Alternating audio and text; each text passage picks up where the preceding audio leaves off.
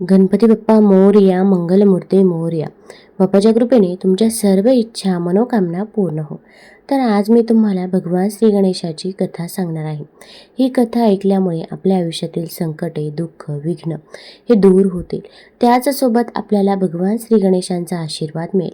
घरामध्ये सुख समृद्धी येईल. आपली इच्छित मनोकामना देखील पूर्ण होईल.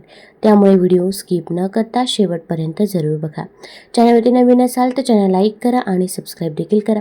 तसेच कमेंटमध्ये श्री गणेशाय नमः किंवा गणपती बाप्पा मोरया लिहायला विसरू नका. तसेच शेजारील नोटिफिकेशन बेल देखील प्रेस करा, जेणेकरून मी जेव्हा पण व्हिडिओ बनवेल तर तो व्हिडिओ तुम्हाला सर्वात अगोदर मिळेल. शंकर आणि बेल, विष्णू आणि तुळस, लक्ष्मी आणि कमळ, तसेच गणपती आणि दुर्वा हे एक समीकरणच आहे. गणपतीला या दुर्वा इतक्या प्रिय का? या संदर्भात जेव्हा कार्तवीर्याने ब्रह्माजींना तसा प्रश्न विचारला तेव्हा त्याच्या प्रश्नास उत्तर देताना ब्रह्माजी म्हणाले, फार फार वर्षांपूर्वी जांब नावाच्या एका नगरात एक सर्वगुण संपन्न आणि तसाच मोठा धनाढ्य असलेला एक सुलभ नावाचा राजा राज्य करत होता. त्याच्या सर्व गुणयुक्त नम्र आणि सुशील पत्नीचे नाव होते समुद्रा. राजा राणीची ती जोडी अत्यंत नावाजलेली होती, कारण ते दोघे मोठा दानधर्म करायचे, यात्रा करायचे, दाने द्यायचे. एक दिवस एक गरीब ब्राह्मण त्यांच्या दारात भिक्षा मागण्यासाठी आला. तो ब्राह्मण अत्यंत गरीब होता. त्यांच्या अंगावर धड वस्त्र पण नव्हते. त्या ब्राह्मणाची ती दयनीय अवस्था पाहून राजा राणीला दया आली. त्यांनी पुढे येऊन त्या ब्राह्मणाला त्याचे नाव विचारले. त्याने सांगितलेले ते त्याचे नाव आणि तो त्याचा दैन्य अवतार पाहून त्या दोघांना तो प्रचंड मोठा विरोधाभास पाहून क्षणभर हसू आले. काय रे तुझी ही अवस्था, नाव काय अन अवस्था काय, असे म्हणून अगदी सहजपणे राजा राणीच्या मुखातून शब्द बाहेर पडले. त्यामुळे तो गरीब पण स्वाभिमानी ब्राह्मण दुखावला गेला. तो रागवला आणि त्याने सुलभास, तू बैल होशील, लोक तुला राबराब राबवून घेतील, असा शाप दिला. एका दरिद्री ब्राह्मणाने आपल्या पतीला शाप द्यावा याचा पतिव्रता राणीला राग आला. तिने त्या ब्राह्मणाला तू गाढ होशील असा शाप दिला. त्याबरोबर त्या ब्राह्मणाने तिला पण तू पापी दुराचारी चांडाळणे होशील असा शाप दिला. दुर्दैवाने त्यांनी एकमेकांना दिलेले शाप पुढे खरे झाले. राजा बैल, ब्राह्मण गाढव, तर राणी चांडाळीन झाली. बैल कोणाकडे तरी राबू लागला, गाढव उकिरडे फुंकू लागला, चांडाळणे सुद्धा उपाशी तापाशी फिरू लागले. एकदा काय झाले, दैवयोगाने हे तिघेही कळत न कळत नगराबाहेरच्या एका पुरातन गणेश मंदिराच्या परिसरात आले. तो दिवस नेमका भाद्रपद शुद्ध चतुर्थीचा होता. लोक देवदर्शन, पूजा इत्यादी करण्यासाठी मंदिरात ये जा करत होते. दिवसभर त्या भागात फिरून सुद्धा त्या बैल आणि गाढवाला काही खायला मिळाले नाही, ना त्यांना पाणी पिण्यास मिळाले. दोघांनाही उपवास घडला. तिकडे त्या चांडाळणीची अवस्थाही तशीच झाली. त्यातच एका पावसाच्या सरीत ते भिजले. अंगाला थंडी वाजू लागली. चांडाळणीने जवळपासचा पालापाचोळा गोळा करून शेकोटी केली आणि ती पेटवली. शेकोटी फुंकता फुंकता त्या गवतामधील एक दुर्वांकूर दूर उडाला आणि तो जाऊन नेमका गणपतीच्या मूर्तीवर पडला. तोच खाण्याच्या आशेने बैल आणि गाढव हे दोघेही तिथे आले. चांडाळणीने गोळा केलेले पालापाचोळा बाजूला करून त्यात काही खायला मिळते का शोधावे या प्रयत्नात हरळी खात असताना त्या बैल आणि गाढव यांच्या तोंडातून काही गवत इकडे तिकडे उडाले. त्यातल्या दुर्वा या नेमक्या गणेशाच्या पायाशी जाऊन पडल्या. त्या तिघांकडून दिवसभराचा उपवास आणि दुर्वांकुराची पूजा ही अशा प्रकारे घडली. त्यामुळे गणपतीला त्याचा मोठा आनंद झाला. तेवढ्यात आता रात्र आहे, मंदिरात कोणी नाही. पुजारी पण ओरीवर येऊन झोपलाय. हे पाहून काहीतरी खायला मिळेल म्हणून नैवेद्य घ्यायला चांडाळीन मंदिरात गेली. ती देवाचा नैवेद्य खात असतानाच तिथे बैल आणि गाढव आले. त्यांनी पण देवापुढचे हार, दुर्वा, फळे खायला सुरुवात केली. ते पाहून चांडाळीने रागाने आपल्या हातातील काठी गाढवाच्या पाठीवर मारली. ते ओरडले आणि काय पुजारी जागा झाला. पाहतो तर काय, बैल, गाढव आणि चांडाळीन देवापाशी. त्याने रागारागाने त्या तिघांना मार मार मारून बाहेर काढलं. मार चुकवण्याच्या प्रयत्नात त्यांच्या हातून मंदिराला 3 प्रदक्षिणा घडल्या. तिकडे पुजाऱ्याने पुन्हा सर्व मंदिर धुतले. देवालाही नव्याने आंघोळ घालून देवाची पूजा बांधली. त्या उपवास, प्रदक्षिणा आणि 2 वेळा स्नान घडवणाऱ्या त्या तिघा जीवांची गणेशास मोठी दया आली. त्याने त्यांच्यावर दुर्वांकूर पूजनावर प्रसन्न होऊन त्यांना गणेश लोकी घेऊन येण्यासाठी आपले गणेशदूत अनेक दिव्य असे विमान पाठवले. हा असा चमत्कार पाहणाऱ्या त्या पुजाऱ्याने व इतर काही लोकांनी गणेशदूतांना असा प्रश्न विचारला की, हे गणेशदूतांनो, या 3 जीवांच्या हातून नेमके असे कोणते पुण्यकारक कर्म घडले की त्यांना घेण्यासाठी प्रत्यक्ष गणेश लोकातून दिव्य असे विमान यावे? कृपा करून आपण हे रहस्य सांगा. आम्हासही श्री गणेशाचा असा वर हवा आहे. त्याच्या चरणी ठाव मिळावा अशी आमची इच्छा आहे.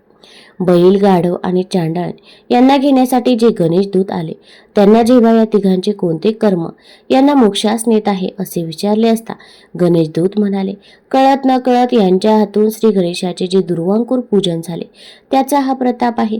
त्यांनी दुर्वेच्या संदर्भात अधिक माहिती देताना असेही सांगितले की एकदा इंद्राने नारद मुनींना दुर्वाचे महात्म्य विचारले तेव्हा त्यांनी इंद्रास एक कथा सांगितली.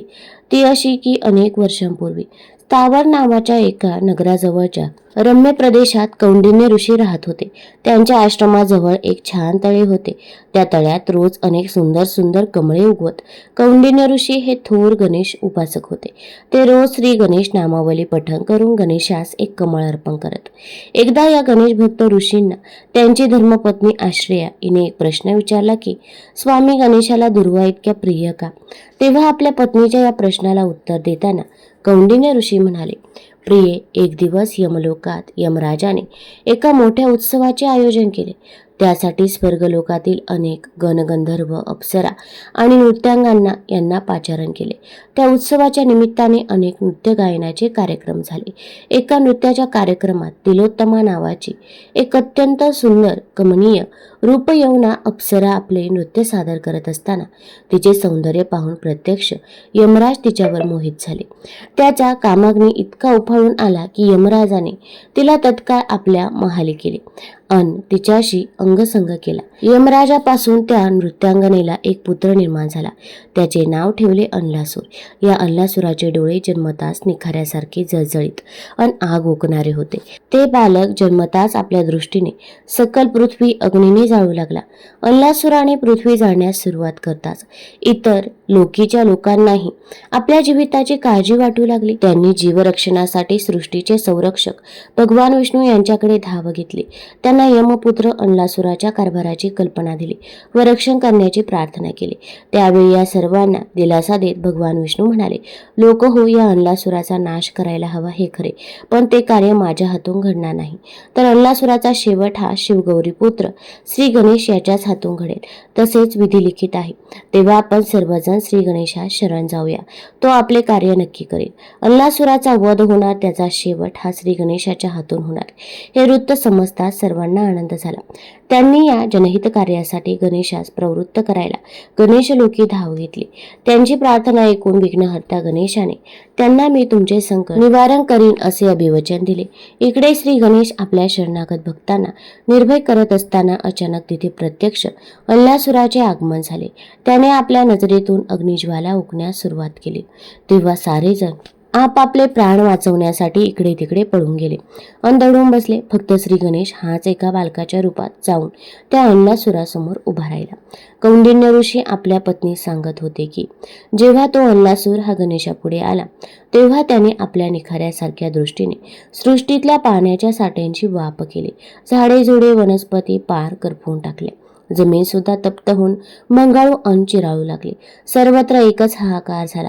प्राणी पक्षी जंगलात लागलेल्या प्राणघातक वणव्याने होरपळून जळून मरू लागले. एकूणच अवघे त्रिभुवन हे अनलासुरामुळे त्रस्त झाले होते. हा सारा असा महाभयंकर प्रकार पाहून श्री गणेशाचा राग अनावर झाला. पाहता पाहता बालकरूपी गणेशाने आपले विराट रूप धारण केले. त्याने एका हातानेच अनलासुरास उचलले आणि काय होत आहे हे त्याला कळायच्या आत त्यास सरळ गिळंकृत करून टाकले. अनलासूर गणेशाच्या पोटात जाताच गणेशाच्या अंगाचा मात्र भयानक दाह होऊ लागला. त्याचे अंग तापू लागले. आता आपला रक्षक गणेशाचा हा अंगदाह कसा शांत होईल याची सर्व देवदेवता आणि भक्तगणांना एकच चिंता लागली. अनेकांनी अनेक उपाय देखील केले, पण वरुणाने गणेशाच्या अंगावर शीत उदकाचा वर्षाव केला. चंद्र त्याच्या माथ्यावर जाऊन बसला. शंकरांनी आपला नाग त्याच्या पोटावर बांधला. भक्तांनी चंदनाचा लेप गणेशाच्या अंगास दिला, पण देहाचा दाह काही शांत होईना. त्यावेळी वनस्पतीशास्त्राची माहिती असणारे काही ऋषीमुनी आणि त्यांचा शिष्यवर्ग रानावनात धावला. त्यांनी शीतगुणी दुर्वा शोधून आणल्या. त्या दुर्वेच्या 21 असंख्य जुड्या केल्या आणि 88,000 ऋषींनी श्री गणेश नामाचा जप करत त्या दुर्वा श्री गणेशाच्या मस्तकावर चढवल्या. आणि काय आश्चर्य, थोड्याच वेळात त्या शीतगुणी औषध दुर्वांमुळे श्री गणेशाच्या अंगाचा दाह शांत झाला. श्री गणेशाने त्या ऋषीमुनींना अनेक मंगल आशीर्वाद दिले. तसेच ज्या दुर्वांच्या वनस्पतीमुळे गणेशाचा देहदाह शांत झाला, त्या दुर्वेस गणेशाने असे वरदान दिले की जो कोणी भक्त मला या दुर्वा अर्पण करेल त्याला यज्ञाचे फल अन सुख शांती वैभव प्राप्त होईल. त्याला ज्ञान, कला, बुद्धी, चातुर्य यांचे वरदान मिळेल. त्यांच्या सर्व संकटाचे निराकरण होईल. त्यास सुख प्राप्त होईल. श्री गणेशाने अशा प्रकारे अन्नासुराचा नाश केला. त्यावरूनच त्याच्या सहस्रनामावली त्याचे कालानल प्रशमन असे नाव प्रसिद्ध झाले. ही घटना जिथे घडली तिथे स्थापन केलेल्या श्री गणेशाचे विघ्नहर गणपती असे नामकरण करण्यात आले. कौंडिन्य ऋषी आपल्या पत्नीस आणखी एक कथा सांगताना असे सांगतात की हे प्रिय, खरं म्हणजे प्रत्येकाला प्राप्त होणारी धनसंपत्ती, वैभव, सुख हे ईश्वराची देणे असते. पण माणसाला ते सारे आपणच आपल्या स्वकर्तृत्वाने मिळवले आहे, कमवले आहे. ते आपले कर्तृत्व आहे असा गर्व, अहंकार किंवा ताठा असतो. राजांचा राजा जनक या सुद्धा त्याच्या वैभवाचा, धनसंपत्तीचा मोठा गर्व होता. हे राजन, अरे मी असे ऐकले आहे की तुझ्या दारातून कोणताही याचक कधीही किमान 100 सुवर्ण मुद्रा भेट मिळाल्याशिवाय परत जात नाही. तेव्हा या तुझ्या दातृत्वाचा नेमका धनी कोण? नारदांच्या या सूचक अशा प्रश्नाला उत्तर देण्याच्या प्रयत्नात जनक राजाने त्यांना जे काही सांगितले त्यावरून जनकास आपल्या धनसंपत्तीचा गर्व आहे, तो विश्वनियत्यांचे देणे आहे असे कृतज्ञतेने मानत नाही. ही गोष्ट जेव्हा नारदांच्या लक्षात आली तेव्हा नारदाने जनक राजाचे गर्वहरण करायचेच असा मनोमन निश्चय केला. एकदा नारद मुनी हे गणेश लोकी गेले असताना सहज दान, दातृत्व, कर्तृत्व हा बोलण्याचा विषय निघाला. तेव्हा देवर्षी नारदांनी जनक राजाचे दातृत्व आणि त्याच्या गर्वअहंकार श्री गजाननास सांगितला. तेव्हा गजाननाचे जनकाचे गर्वहरण करण्याचे ठरवले. तो एका भुकेल्या ब्राह्मणाच्या रूपात जनक राजाकडे जाऊन जेवण मागू लागला. जनकाने त्या ब्राह्मणाचे स्वागत केले आणि त्यास आपल्या समवेत पाकशाळेत नेऊन सन्मानाने ताट पाटावर बसवले. पाकशाळेत जवळजवळ 1000 लोकांना पुरेल इतका स्वयंपाक तयार होता. पण आश्चर्याची गोष्ट अशी की ते सर्व अन्न त्या एकाच ब्राह्मणाने खाऊन फस्त केले, तरी त्यास काही तृप्तीचा ढेकर येईना. तो आणखी अन्न मागू लागला. पुन्हा शिदा आणला, स्वयंपाक केला, तो सुद्धा त्या ब्राह्मणाने खाऊन संपवला. तेव्हा मात्र राजा जनकाला आता त्याच्या गर्वाचे पूर्णतः हरण झाल्याची जाणीव झाली. त्याने शरणागत भावाने त्या ब्राह्मणाचे पाय धरले, क्षमायाचना केली. तेव्हा श्री गणेशाने जनक राजास आपले दिव्य दर्शन दिले. कौंडिन्य ऋषी आपल्या पत्नीस पुढे सांगतात की जनक राजाचे गर्भहरण केल्यानंतर श्री गजानन पुढे आपल्याच एका भक्ताच्या घरी भोजनासाठी गेला. त्या भक्ताचे नाव विरोचन आणि त्याच्या पत्नीचे नाव त्रिशिरा. गजाननाने त्यांच्या घरी जाऊन त्यांना दर्शन दिले आणि आपण जनक राजाकडून अतृप्त अवस्थेत इथे आलो आहोत असे सांगितले. त्यावर ती गणेश दाम्पत्य त्यांना म्हणाले, देवा, आम्ही रोज श्री गणेशाचे पूजन करून त्यास दुर्वा अर्पण करतो.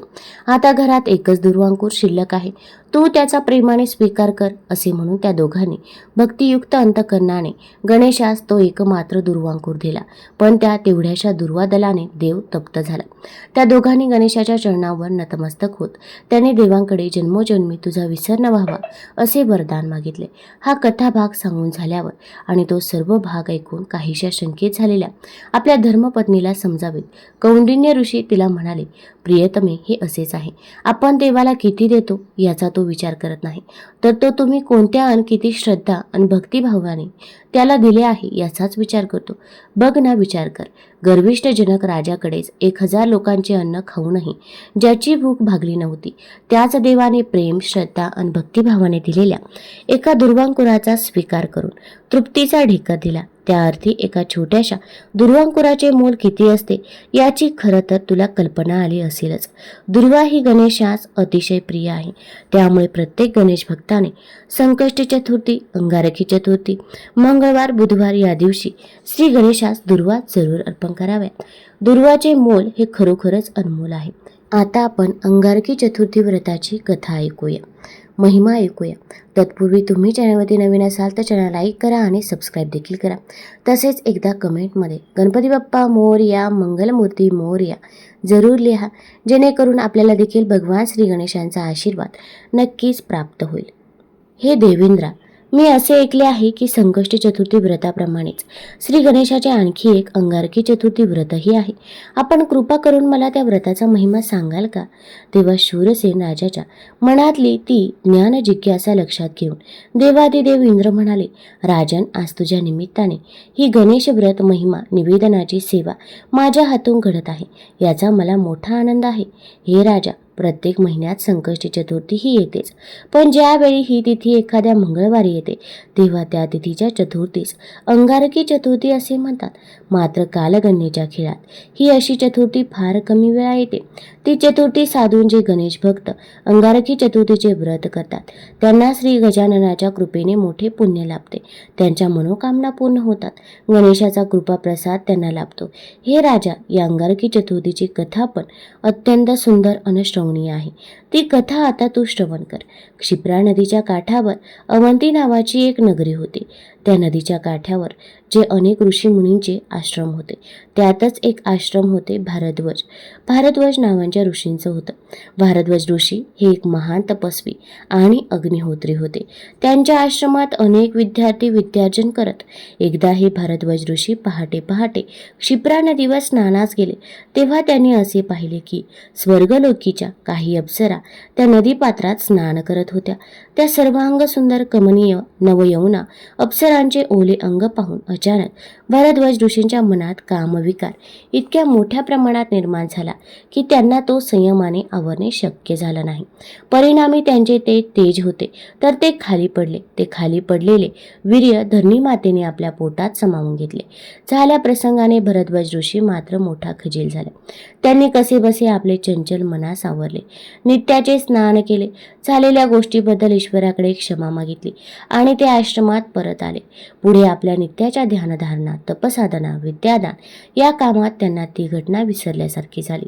मात्र इकडे असे झाले की त्या ऋषी वीर्यांपासून पृथ्वीला एक लालबुंद तेजस्वी असा बालक झाला. तिने त्याचे नाव भौम असे ठेवले. भौम म्हणजे मंगळ. लालसर रंगाचा तेजस्वी. एकदा या बालकाने आपल्या मातेस, आपल्याला असा हा तांबूस लालसर रंग का प्राप्त झाला, आपण नेमके कोण आहोत, हे धरणी मातेकडून जाणून घेण्याचा प्रयत्न केला. तेव्हा धरणी मातेने मंगळास त्याच्या जन्माचे ते रहस्य सांगितले. आपला पिता म्हणजे साक्षात थोर तपस्वी भारद्वाज ऋषी आहेत हे ऐकून मंगळास मोठा आनंद झाला. त्याच्या मनात पित्याची भेट घेण्याची प्रबळ इच्छा निर्माण झाली. तेव्हा धरणी माता एका मातेचे रूप घेऊन त्या मंगळास त्या भारद्वाज ऋषींच्या आश्रमात घेऊन आली. ऋषींना जेव्हा त्या भेटीस आलेल्या बालकाचा आणि आपल्या पिता पुत्राचा संबंध असल्याचे कळले तेव्हा प्रथम भारद्वाज ऋषींना मोठे आश्चर्य वाटले. पण जेव्हा धरणी मातेने त्या क्षिप्रा नदीकाठी घडलेल्या प्रसंगाची ऋषींना आठवण करून दिली तेव्हा भारद्वाजांनी त्या मंगळाचा पुत्र म्हणून स्वीकार केला. त्यांनी धरणी मातेच्या विनंतीप्रमाणे त्यास आपल्याच आश्रमात ठेवून घेतला. उचित वेळी त्याची मुंज करून त्यास वेदविद्या, नाना कला इत्यादी शिकवल्या. तसेच पित्याने पुत्रास आत्मकल्याणासाठी श्री गणेशाचा एक सिद्ध मंत्र देऊन त्यास गणेश उपासना करण्याची आज्ञा दिली. त्या पितृ आज्ञेचा आदर करत मंगळ हा नर्मदा नदीच्या काठावर गेला. तिथे एक उत्तम स्थान पाहून त्याने जवळजवळ 1000 वर्ष श्री गणेशाची आराधना, जप तप केले. श्री गणेश प्रसन्न होऊन त्यांनी आपल्या या भक्तास दर्शन दिले. ते म्हणाले, बाळ मंगळा, मी तुझ्या भक्तीने प्रसन्न झालो आहे. हवा तो वर मागून घे. तेव्हा मंगळ हात जोडून म्हणाला, हे गणराया, तुझी माझ्यावरती सदैव कृपादृष्टी राहू दे. मग स्वर्गलोकीचे अमृत मिळू दे.